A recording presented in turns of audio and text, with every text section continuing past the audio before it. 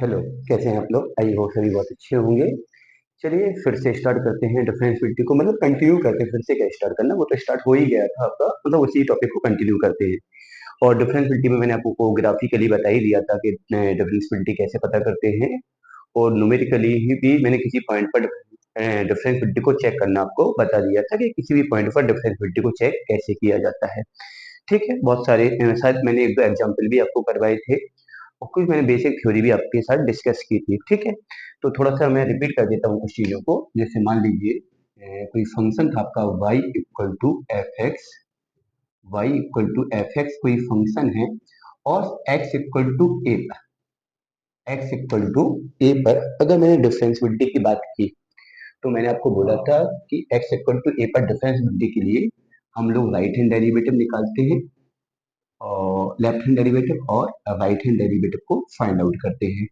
Left hand derivative के लिए मैंने बताया था limit h tends to zero f a minus h minus का एफ ए अपॉन एच।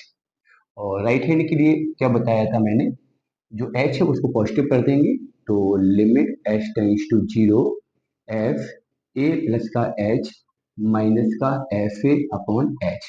ये दोनों मैंने बातें आपको बता दी थी कि अगर किसी भी पॉइंट पर अगर मुझको डिफरेंशिएबिलिटी का चेकअप करना है, चेकअप इन द सेंस मतलब जांच करनी है, चेक करना है कि वो डिफरेंशिएबल फंक्शन है या नहीं है, तो उसके लिए मैंने बोला था कि आप उसमें left hand derivative find out करेंगे, right hand derivative find out करेंगे और दोनों अगर बराबर आ जाते हैं तो वहां पर डिफरेंशिएबिलिटी होती है। ठीक है, और ज्यादा मैंने विस्तार से आपको इसके जस्ट पहले वाले लेक्चर में बताया था, तो और तो मुझे बताने की जरूरत नहीं है, बस मैंने इसको रिकॉल कर दिया एक बार फिर से कि कैसे क्या बताया था मैंने आपको। ठीक है, चलिए अब एक काम और करते हैं कि कुछ पॉइंट्स इसमें हैं जो थोड़े से इंपॉर्टेंट भी हैं, जिनको हम समझ लेते हैं। एक पॉइंट आपका है, मान लीजिए कोई फंक्शन है y equal to f x. ठीक है, और मान लो उस फंक्शन में एक इंटरवल दिया गया है x belongs to a comma B पर। फंक्शन आपका डिफरेंशिएबल है, a कॉमा b पर आपका डिफरेंशिएबल है, मतलब कि इसका डोमेन मान लो, ऐसा मैं कह सकता हूं कि दिस क्या है, डोमेन ऑफ फंक्शन, ऐसा कह देता हूं मैं कि जो आपका इंटरवल है a कॉमा बी वो फंक्शन का डोमेन है, जो a कॉमा बी है वो फंक्शन का डोमेन है। ठीक है, अब डोमेन का मतलब क्या होता है कि इस फंक्शन में जो x की वैल्यू है वो a से b तक है, ना तो a से कोई भी वैल्यू एक्सेप्ट होगा ना b के बाद कोई वैल्यू एक्सेप्ट होगा। कहने का मतलब क्या हुआ कि जैसे मान लो यहाँ पे ये x है और ये आपका y है। मान लो ये कोई फंक्शन है y equal to f x, और इस फंक्शन में यहाँ पे x का वैल्यू b है और यहाँ पे आपका क्या है, a है। तो अगर मैं देखूं तो ये वाला जो पॉइंट है आपका, ये कैसा है आपका, राइट मोस्ट पॉइंट है, मतलब राइट का सबसे अंतिम, राइट में सबसे अंतिम बिंदु है। और ये वाला जो पॉइंट यहाँ पे है ये आपका क्या है, लेफ्ट मोस्ट पॉइंट है। क्या है, लेफ्ट मोस्ट पॉइंट है। ठीक है, मान लो मुझे यहाँ पे, सॉरी मुझे यहाँ पे ए पे या बी पर, मुझे यहाँ पर ए पे या बी पर डिफरेंशिएबिलिटी की जांच करनी है।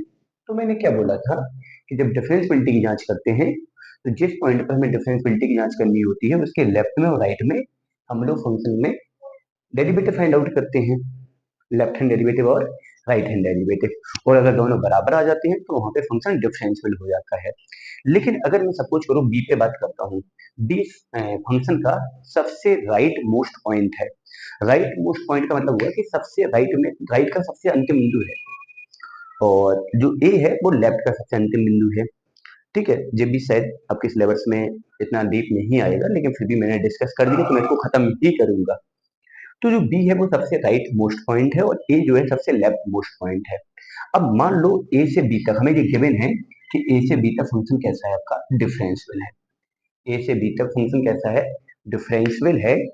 मतलब ए से बी, ए इंक्लूड, इंक्लूड किसको करना है, ए और बी को भी करना है, included to A and B, A और बी को इंक्लूड करना है और उनके बीच में जितने भी नंबर्स आएंगे उन सारे नंबर का फंक्शन डिफरेंशिएबल है। और मुझे बताना है कि मतलब उन पे डिफरेंशिएबल है तो क्या ए और बी पर डिफरेंशिएबिलिटी होगी, इस बात के लिए मैं थोड़ा सा चर्चा करूंगा यहाँ पे। तो देखो यहाँ पे कि जो बी पॉइंट है उस पर भी डिफरेंशियबिलिटी है। अब आपके मन में क्वेश्चन आ रहा होगा, सर जब बी पे डिफरेंशियबिलिटी है तो बी पे आप राइट में कैसे जाओगे, क्योंकि ये तो अंतिम बिंदु है बी वाला। ये मान लो ए में जैसे मान लो डिफरेंशियल है, तो ए के लेफ्ट में आप कहाँ सफर करोगे, क्योंकि ए भी अंतिम बिंदु है। तो बी के आगे कोई बिंदु नहीं है और ए के पहले कोई बिंदु नहीं है। तो जब भी ऐसी कोई बात आ जाती है, ऐसा कोई बात आ जाती है, जैसे मान लो इफ, मैंने यहाँ पे क्या बोला, if x equal to b most right point है, मोस्ट राइट पॉइंट है, मतलब राइट का सबसे अंतिम बिंदु मान लो इसे, अधिकतम बिंदु मान लो, राइट में सबसे अधिकतम बिंदु यही है आपका बी, और मुझे बी पर डिफरेंशियबिलिटी की जांच करनी है। डिफरेंशियबिलिटी की जांच के लिए हम लोग क्या करते हैं, लेफ्ट हैंड और राइट हैंड दोनों डेरिवेटिव निकालते हैं। लेकिन यहाँ पे जब मैं बात करूँ तो बी के राइट में तो हम जा ही नहीं सकते, क्योंकि बी के राइट में तो फंक्शन ही नहीं है। तो ऐसी कंडीशन में अगर मुझे डिफरेंशियबिलिटी दिखानी है तो इसका सबसे सिंपल फंडा है, जब राइट राइट में सबसे अंतिम बिंदु पर बात करते हैं, जब राइट पर सबसे अंतिम बिंदु पर बात करते हैं, सबसे लास्ट वाले पॉइंट पर बात करते हैं, और वहां पे मुझे डिफरेंशियबिलिटी निकालनी है, तो वहां पे हम लोग ओनली लेफ्ट हैंड डेरिवेटिव निकालते हैं। अगर left hand derivative exact function है, मतलब अस्तित्व में हो जाता है, लेफ्ट हैंड डेरिवेटिव कैसा हो जाता है, अस्तित्व में हो जाता है, तो मैं कह दूंगा कि बी पर डिफरेंशियबिलिटी है।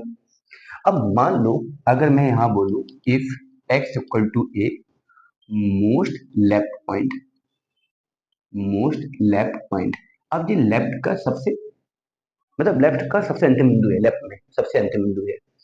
अब अगर मुझे यहाँ पे ए पर डिफरेंशियबिलिटी की बात करनी है, तो इसके राइट में तो फंक्शन है लेकिन इसके लेफ्ट में फंक्शन नहीं है। तो यहाँ पे डिफरेंशियबिलिटी दिखाने के लिए हम लोग राइट हैंड डेरिवेटिव निकालते हैं। हम लोग क्या निकालते हैं, राइट हैंड डेरिवेटिव निकालते हैं, और राइट हैंड डेरिवेटिव अगर एग्जैक्ट फंक्शन में आ जाता है, मतलब अस्तित्व में हो जाता है, ठीक है, अस्तित्व में होगा, तो मतलब यहाँ पे डिफरेंशियबिलिटी होगी, नहीं तो डिफरेंशियबिलिटी नहीं होगी। बात समझ पा रहे हो ना? या ऐसा बोल सकते हैं, सबसे राइट वाले बिंदु के लिए लेफ्ट हैंड डेरिवेटिव निकाल के देखते हैं, और सबसे लेफ्ट वाले बिंदु के लिए राइट हैंड डेरिवेटिव निकाल के देखते हैं। उल्टा होता है, सबसे राइट के लिए लेफ्ट हैंड डेरिवेटिव, सबसे लेफ्ट के लिए राइट हैंड डेरिवेटिव, ठीक है। अगर वो अस्तित्व में हो जाता है, किसमें हो जाता है, एग्जिस्टेंस हो जाती है वहां पे, फंक्शन वहां पे एग्जिस्टेंस हो जाती है फंक्शन के अंदर, तो वहां पे वो अस्तित्व मतलब डिफरेंशियल होता है, नहीं तो डिफरेंशियल नहीं होता है। कहने का मतलब सबसे मोस्ट राइट पॉइंट पर, राइट के सबसे अंतिम बिंदु पर, और मोस्ट लेफ्ट पॉइंट पर, लेफ्ट के सबसे अंतिम बिंदु पर हमें दोनों डेरिवेटिव नहीं निकालने होते हैं। सीधा मैं ये देखता हूँ कि पॉइंट जो है वो सबसे राइट में है, तो ओनली लेफ्ट हैंड डेरिवेटिव निकालते हैं, और पॉइंट यदि लेफ्ट में है तो राइट हैंड डेरिवेटिव निकालते हैं। बात समझ पा रहे हो? और वहां पे अगर फंक्शन के अंदर अस्तित्व हो जाता है, तो वहां पे मैं बोल सकता हूँ कि डिफरेंशियबिलिटी होगी, वहां पे क्या होगी, डिफरेंशियबिलिटी होगी। तो ये वाला तो मैंने आपको इससे पिछले वाले लेक्चर में चर्चा किया था कि सबसे मतलब डिफरेंशियबिलिटी को न्यूमेरिकली हम लोग कैसे पता करते हैं, और इसके बाद ये मैंने उस कॉन्सेप्ट के लिए डिस्कस किया है, जब कोई आपका डोमेन हो, डोमेन होगा तो लेफ्ट और राइट का पॉइंट फिक्स हो जाएगा, तो उस पर अगर मुझे डिफरेंशियबिलिटी निकालनी है, तो सबसे राइट के लिए लेफ्ट हैंड डेरिवेटिव अस्तित्व में होना चाहिए, और सबसे लेफ्ट के लिए राइट हैंड डेरिवेटिव अस्तित्व में होना चाहिए। चलिए, तो एग्जिस्टेंस अगर यहाँ पे है, समझ रहे हो ना, तो मैं बोल सकता हूँ कि डोमेन के सबसे लास्ट वाले पॉइंट पर भी फंक्शन में क्या होगी, डिफरेंशियबिलिटी होगी। चलिए, अब मैं बात करूंगा, पहले तो आप इसका स्क्रीन शॉट ले लो, पहले तो आप लोग इसका स्क्रीन शॉट ले लो।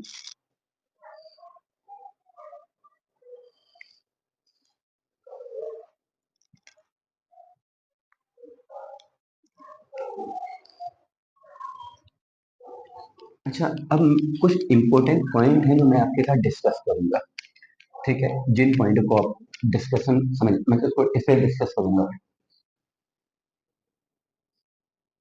देखें यहाँ पे, सबसे पहले तो आप लोग देखेंगे, ये मान लो कभी आपको कोई पॉलिनोमियल फंक्शन मिल जाता है, कोई भी पॉलिनोमियल फंक्शन, पॉलिनोमियल फंक्शन का मतलब होता है बहुपदीय फलन, बहुपदीय फलन मिल जाता है। तो याद रखना, जो बहुपदीय फलन होता है वो x बिलोंग्स टू r पर क्या होता है, डिफरेंशियबल होता है। डिफरेंशियबिलिटी का मतलब होता है, डिफरेंशियबिलिटी होती है मतलब अवकलनीय होता है। कोई भी पॉलिनोमियल फंक्शन है तो वो अपने रियल नंबर के लिए कैसा होगा, डिफरेंशियल होगा। क्योंकि अगर आप पॉलिनोमियल ग्राफिकली अगर अभी देखेंगे तो अगर किसी भी पॉलिनोमियल फंक्शन का ग्राफ बनाएंगे, किसी भी पॉलिनोमियल फंक्शन का अगर आप ग्राफ बनाते हैं तो बड़ा स्मूथ ग्राफ बनता है। ठीक है, तो ग्राफिकली भी समझ सकते हैं और वैसे भी कोई भी पॉलिनोमियल फंक्शन है अगर आप उसको न्यूमेरिकली भी सॉल्व करेंगे, कुछ ऐसे पॉइंट हैं ऑब्जेक्टिव वगैरह मिल जाता है तो आप लोग उसको डायरेक्टली टिक कर सकते हैं, इसलिए मैं इस पॉइंट को लिखवा रहा हूँ। तो कोई भी अगर आपको पॉलिनोमियल फंक्शन बहुपदी व्यंजक मिलता है तो वो x बिलोंग्स टू r पर मतलब रियल नंबर का कैसा होता है, अवकलनीय होता है। ठीक है, अच्छा सेकंड पॉइंट क्या है, टेक्नोमेटिकल में जैसे साइन एक्स है, कॉस एक्स है, वो आपका x बिलोंग्स टू r पर क्या होगा, डिफरेंशियल होगा। मैं किसी भी रियल नंबर के लिए चेक करूंगा, इस फंक्शन के अंदर डिफरेंशियबिलिटी होगी, क्या होगी, डिफरेंशियबिलिटी होगी। ठीक है, अच्छा इसके बाद मैं बात करूंगा कांस्टेंट फंक्शन की। अगर मान लो आपको कांस्टेंट फंक्शन मिल जाता है तो वो भी x बिलोंग्स टू r पर क्या होगा, डिफरेंशियल होगा। क्या होगा, डिफरेंशियबिलिटी होगी, डिफरेंशियल नहीं बोल के मैं डिफरेंशियबिलिटी बोल रहा हूँ, थोड़ा समझना इसको। ठीक है, अच्छा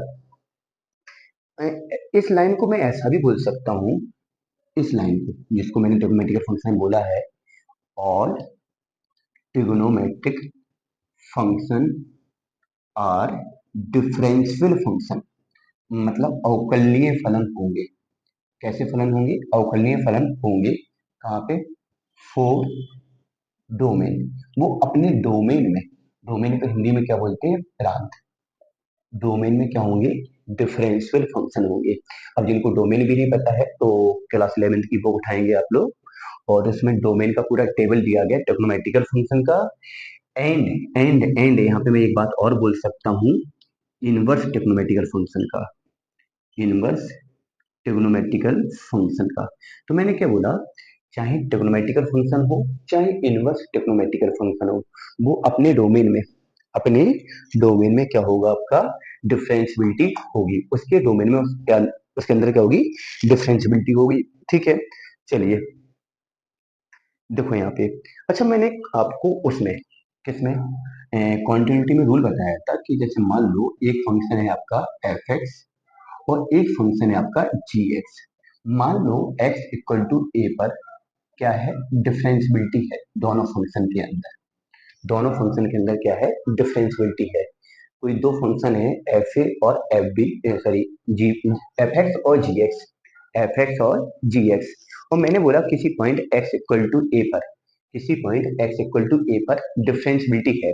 तो मैंने आपको बताया था कॉन्टिन्यूटी में, क्या मैं चाहे तो इन दोनों को ऐड करूं, मैं इन दोनों को क्या करूं, ऐड करूं, सॉरी ऐड करूं, हम इन दोनों को सब्ट्रैक्ट करें, हम इन दोनों का मल्टीपल करें, हम इन दोनों का क्या करें, मल्टीपल करें। इन तीनों कंडीशन में ये फंक्शन कैसे होंगे, डिफरेंशियबिलिटी होगी। इन तीनों कंडीशन में भी फंक्शन के अंदर क्या होगी, डिफरेंशियबिलिटी होगी। मैं फिर से रिपीट करता हूँ कि कोई भी दो फंक्शन है, दोनों किसी पॉइंट पर डिफरेंशियबिलिटी डिफरेंशियबिलिटी है दोनों फंक्शन के अंदर किसी पॉइंट पर, और मैं अगर उन दोनों फंक्शन को ऐड करता हूँ तो उस पॉइंट पर डिफरेंशियबिलिटी बनी रहेगी, उन दोनों को सब्ट्रैक्ट करता हूँ तब भी उस पॉइंट पर डिफरेंशियबिलिटी बनी रहेगी, और उन दोनों का मैं प्रोडक्ट मल्टीपल करता हूँ तब भी उस पॉइंट पर डिफरेंशियबिलिटी बनी रहेगी। एक्चुअली में यहाँ पे एक पॉइंट अभी मैंने डिवाइडेशन वाला छोड़ा है, तो डिवाइडेशन के अंदर भी डिफरेंशियबिलिटी बनी रहेगी, डिफरेंशियबिलिटी रहेगी, क्या होगी, डिफरेंशियबिलिटी होगी। बस यहाँ पे एक बात याद रखना, वेयर, यहाँ पे बात याद रखना है कि जो नीचे वाला फंक्शन है वो नॉट इक्वल टू जीरो होना चाहिए, कहाँ पे, एट एक्स इक्वल टू ए पर। मतलब मैं अगर ए पर डिफरेंशियबिलिटी की बात करता हूँ तो इनका डिवाइडेशन में भी डिफरेंशियबिलिटी होगी, डिवाइडेशन के अंदर भी डिफरेंशियबिलिटी होगी, बट इतना याद रखना है कि डिवाइडेशन वाले पार्ट में जीरो नहीं होना चाहिए। किस पॉइंट पर, जिस पर हम लोग डिफरेंशियबिलिटी की बात करने वाले हैं, जिस पॉइंट पर हम डिफरेंशियबिलिटी की बात करने वाले हैं उस पॉइंट पर नीचे वाला पार्ट जीरो नहीं होना चाहिए। तो मैंने सबसे पहला पॉइंट क्या डिस्कस किया कि कोई भी आपको पॉलिनोमियल फंक्शन मिलता है, बहुपदीय व्यंजक मिलता है, जैसे आपको मिल जाए x square plus two x plus one, x Q plus three x square, मतलब कोई भी आपकी दुनिया का पॉलिनोमियल फंक्शन है और किसी भी रियल नंबर के लिए अगर मैं वहां पे डिफरेंशियबिलिटी की बात करूंगा तो वहां पे डिफरेंशियबिलिटी होगी। दूसरा पॉइंट मैंने क्या बोला, all trigonometrical function and all inverse trigonometrical function, चाहे मैं ट्रिग्नोमेट्रिकल फंक्शन की बात करूं चाहे इनवर्स ट्रिग्नोमेट्रिकल फंक्शन की बात करूं, मैंने क्या बोला, चाहे मैं टेक्नोमेटिकल फंक्शन की बात करूं, चाहे इनवर्स टेक्नोमेटिकल फंक्शन की बात करूं, वो अपने डोमेन के अंदर डिफरेंशियबिलिटी मतलब फॉलो करता है, डिफरेंशियबिलिटी को फॉलो करता है। अब यहाँ पे एक छोटी सी प्रॉब्लम होती है कि बहुत सारे बच्चों को डोमेन रेंज नहीं पता है। तो क्लास 11th में टेक्नोमेटिकल, जो क्लास 11th का टेक्नोमेटिकल टॉपिक है, वहाँ पे टेक्नोमेटिकल फंक्शन के डोमेन और रेंज का टेबल बना हुआ है। बुक में आप देखेंगे, हर बुक में इस प्रकार का टेबल होता है।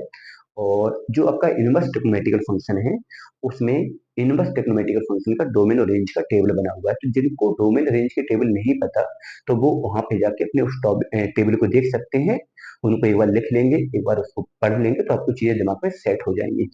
ठीक है। इसके बाद मैंने क्या बोला कि कांस्टेंट फंक्शन जो होता है, अचर फलन, जैसे मैं 5 बोलूं, 4 बोलूं, 3 बोलूं, तो दुनिया का कोई भी कांस्टेंट फंक्शन हो, वो अपने वो एवरी रियल नंबर पर डिफरेंशियबिलिटी को फॉलो करता है। ठीक है। इसी प्रकार मैं बात करता हूँ चरघातांकी फलन की।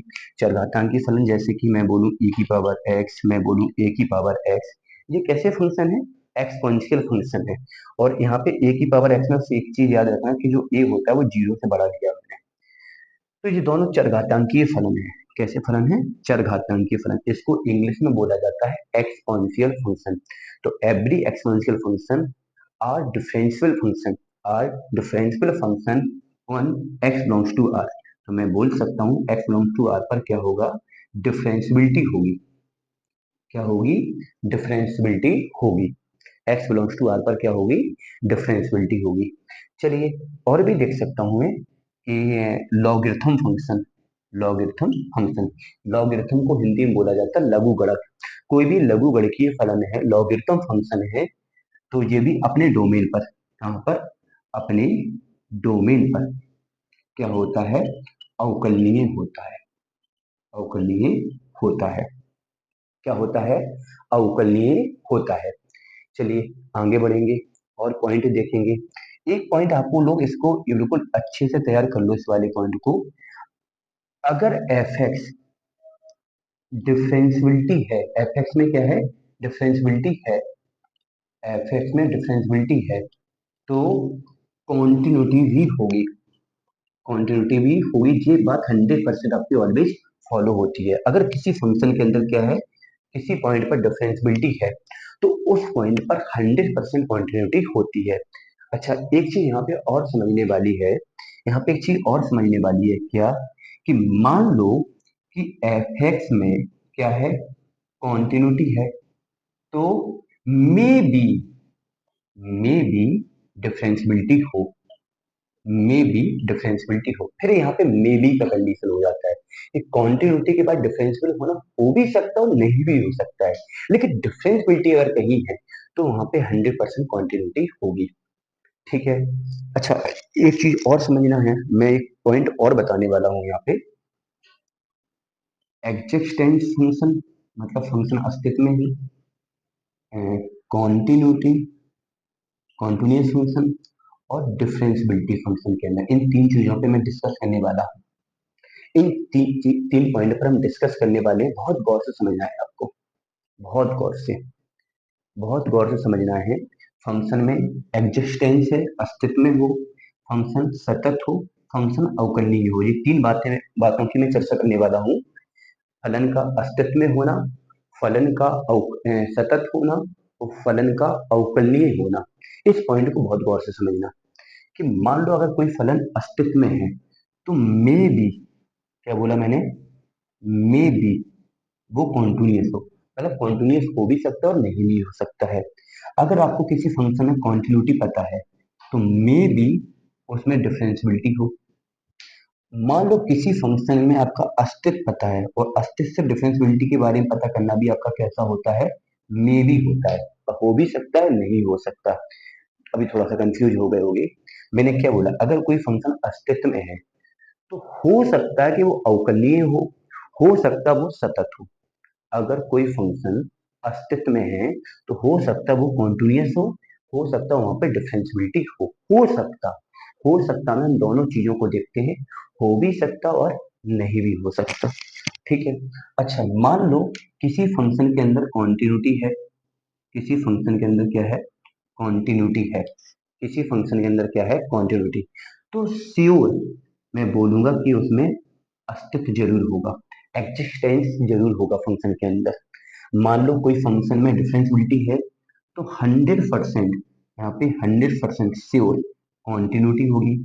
और डिफरेंशियबिलिटी है, तब यहाँ भी मैं बोलूंगा 100% फंक्शन में एग्जिस्टेंस होगा, अस्तित्व में होगा। तो सीधा है कि अगर आपको कोई फंक्शन पता चल जाता है किसी भी तरह से, किसी भी तरीके से आपको पता चल जाता है कि फंक्शन के अंदर डिफरेंशियबिलिटी है, तो मैं वहां बोल दूंगा कि वहां पे कॉन्टिन्यूटी भी है और एग्जिस्टेंस भी है। अच्छा, अगर किसी फंक्शन को आपको पता चल जाता है कहीं से कॉन्टिन्यूटी है, तो मैं बोल दूंगा कि वहां पे 100% एग्जिस्टेंस होगा। लेकिन मान लो अगर कहीं से आपको पता चल जाता है कि वो कॉन्टिन्यूस फंक्शन है, तो आप उस डिफरेंशियबिलिटी के बारे में क्या बोलेंगे? तो मैं सीधा बोल दूंगा डिफरेंशियबिलिटी में भी हो भी सकता और नहीं भी हो सकता। वो डिपेंड करता है कि फंक्शन कैसा है, वो डिफरेंशियबिलिटी को फॉलो कर पा रहा है या नहीं कर पा रहा है। ठीक है, चलिए पहले तो अब इसका स्क्रीनशॉट ले लो बहुत जल्दी से।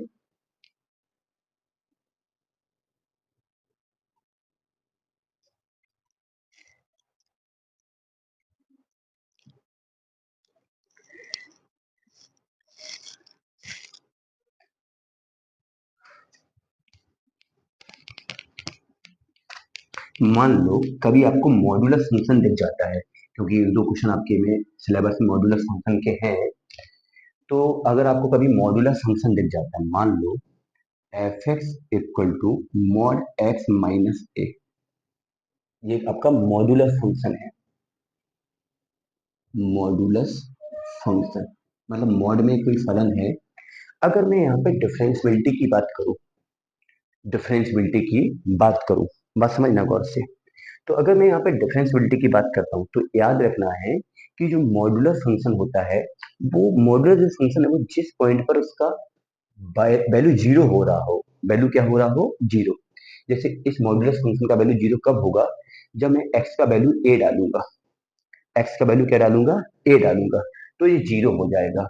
तो बस इतना याद रखना है कॉन्सेप्ट, क्योंकि मॉड्यूलर फंक्शन को आप देखो ओरल सॉल्व करना सीख जाएंगे, क्योंकि आपके में जिस लेवल तक के क्वेश्चन आते हैं आप उसको ओरल भी कर सकते हैं। जैसे मान लो ये आपका मॉड्यूलस फंक्शन है, और ये जो मॉड्यूलस फंक्शन है, अगर मैंने यहाँ पे एक्स का वैल्यू ए डाला तो ये जीरो हो रहा है।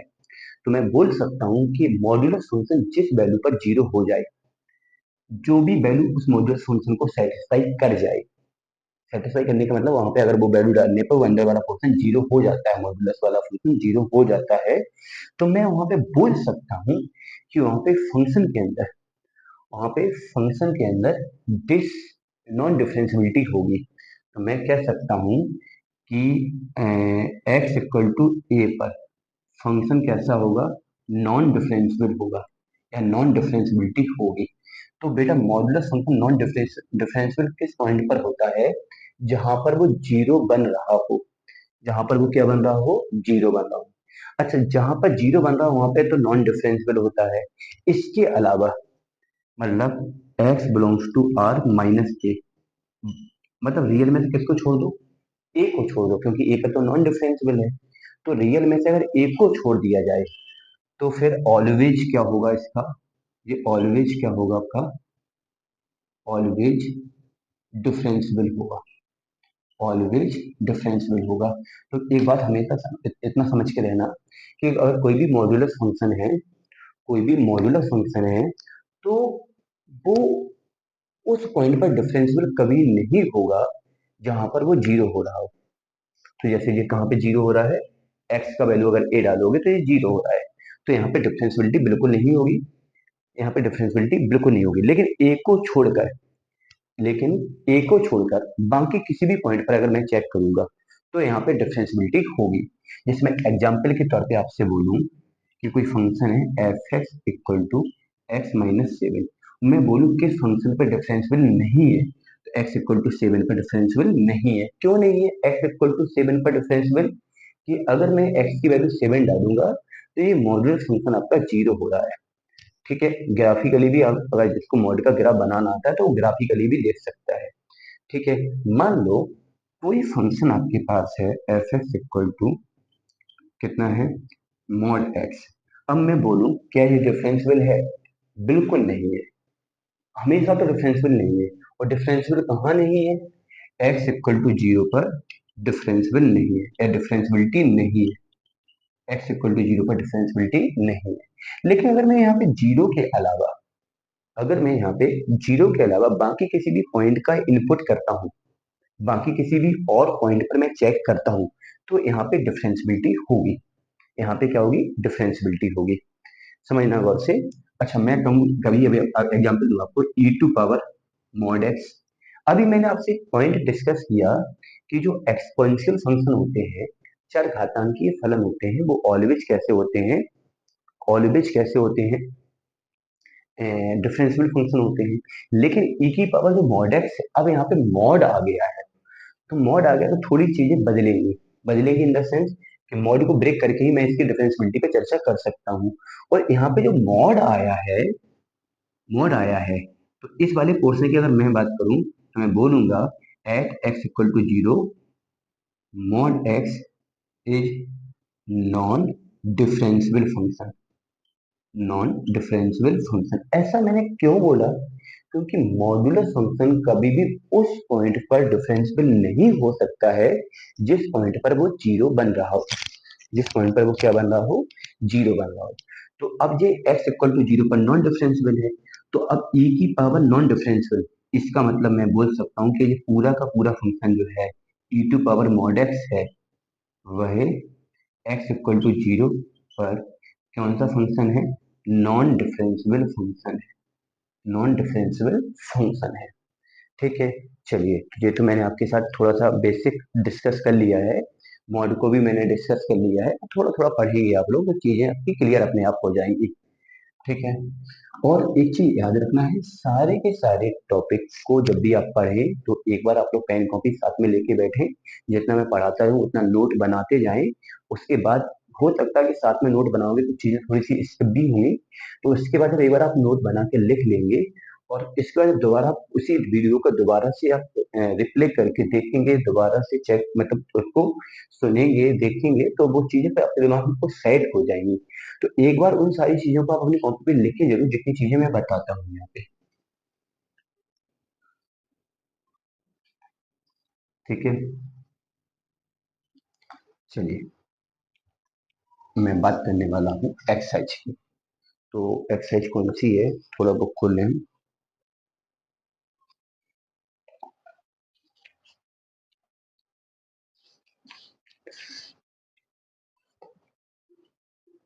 एक्सरसाइज जो है वो 5.2 है, 5.2 है। और क्वेश्चन है आपका, एफ एक्स इक्वल टू कितना है, एक्स प्लस का टू, एक्स माइनस का टू, और मैं बोलूंगा कि x less than equal to one पर ऊपर वाला फंक्शन है, x मोर देन वन पर, सॉरी मोर देन पर आपका नीचे वाला फंक्शन है। x less than equal to one पर फंक्शन कैसा है, ऊपर वाला है, और x मोर देन वन पर फंक्शन कौन सा है, नीचे वाला है। अब मुझे x इक्वल टू वन पर डिफरेंशियबिलिटी की जांच करनी है, डिफरेंशियबिलिटी की जांच करनी है, जांच तो मुझे कॉन्टिन्यूटी की भी करनी है। तो कॉन्टिन्यूटी कॉन्टिन्यूटी के मैंने बहुत सारे क्वेश्चन आपको कराए हैं, और जिनको कॉन्टिन्यूटी नहीं आती तो इससे पहले आप लोग कॉन्टिन्यूटी पढ़िए फिर डिफरेंशियबिलिटी पढ़िए। तो कॉन्टिन्यूटी तो आप लोग खुद ही चेक करेंगे, मैं केवल डिफरेंशियबिलिटी की बात करूंगा कहाँ पर, एक्स इक्वल टू वन पर। तो मैं निकालूंगा राइट हैंड डेरिवेटिव, तो लिमिट कितना, h tends to zero, f one पे चेक कर रहे हैं तो वन प्लस का एच माइनस का एफ वन अपॉन एच। चलिए, अब यहाँ पे देखो limit h tends to zero, मैं वन के लिए, वन से ज्यादा के लिए बात करूंगा, वन से ज्यादा के लिए फंक्शन कौन सा है, नीचे वाला है। तो नीचे वाले फंक्शन में क्या रखा, one plus H minus two, और वन के बराबर के लिए कौन सा फंक्शन है, ऊपर वाला, वन प्लस का टू अपॉन में h, limit h tends to zero. चलिए, ऊपर वाले फंक्शन में क्या हो जाएगा, यहाँ पे क्या होगा, वन से टू गया minus one, H minus one हो गया, क्या हो गया आपका, एच माइनस वन हो गया। मुझे ऐसा लग रहा है मैंने कुछ छोड़ दिया है क्या, वन से ज्यादा के लिए फंक्शन कौन सा है, वन से ज्यादा के लिए नीचे वाला है, नीचे वाला है, कैसा है, नीचे वाला है। बनते जानने के लिए फंक्शन कौन सा है आपका, नीचे वाला है,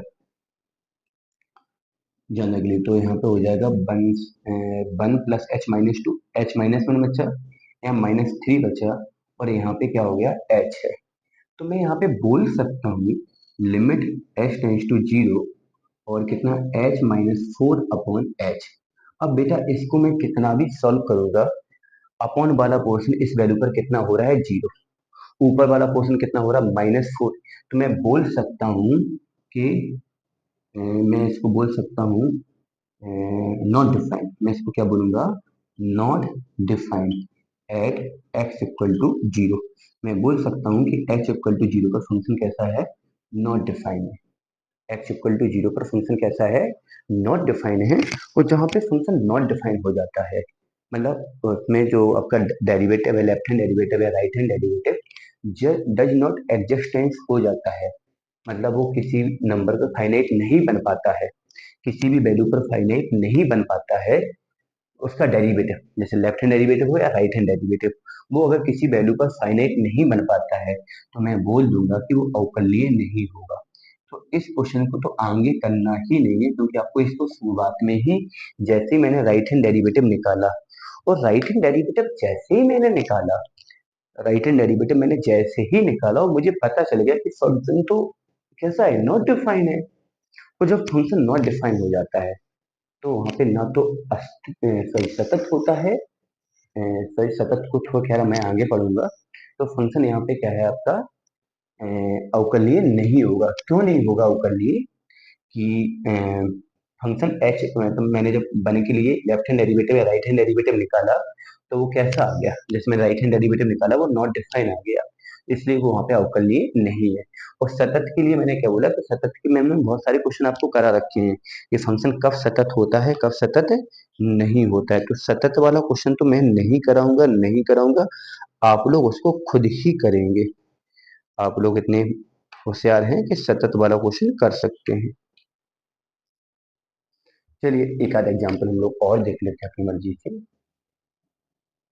मैंने मान लो f(x) दिया है